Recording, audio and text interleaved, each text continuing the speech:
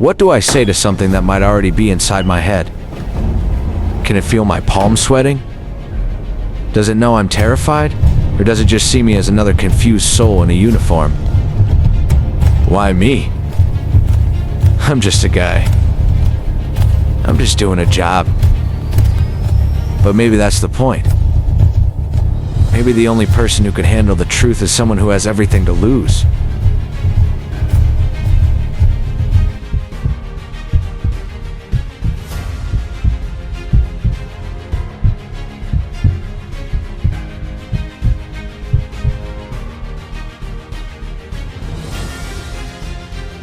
I've been waiting my whole life for proof that you exist.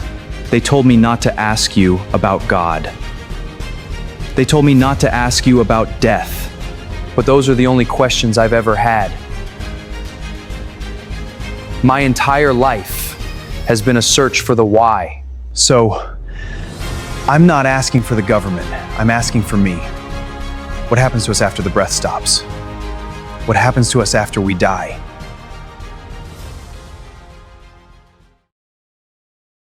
I wasn't looking for answers about the afterlife.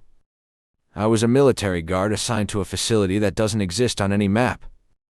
I wasn't supposed to think about too much. My job was simple. Stand watch, follow orders, and never ask questions. The facility was a ghost. Just a stretch of reinforced concrete half buried in the desert rock.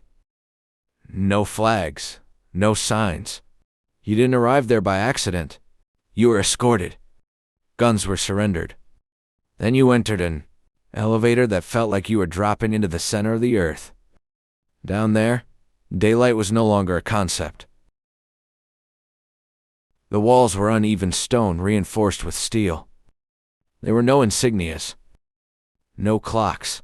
Time was tracked only by shift rotations. The air carried a constant low hum that made the silence feel artificial. Guards didn't last long. Nausea and unexplainable anxiety were common. The containment room itself was plain. Just a rectangular chamber behind thick, tinted glass.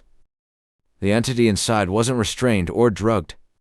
It just stood there, upright and still, as if restraint had never been necessary. It was tall, impossibly thin, with skin that absorbed the light rather than reflecting it. It didn't speak with a voice. The words appeared fully formed in your mind, neutral and present. Before every shift, we were given the same warning. Do not ask it about God. Do not ask it about death. Most followed that rule because the subject made the air feel heavier. But I asked anyway. I stood at the glass and asked it plainly. What happens to humans after they die? You confuse the container for what it contains. Human life is intentional in structure. Consciousness does not emerge from the brain. The brain is an interface, a translator designed to interact with the physical world. Awareness exists independently of it. The body is a vessel. When it can no longer sustain the interface, consciousness withdraws. Death is not a cliff. It is a threshold. Identity remains intact.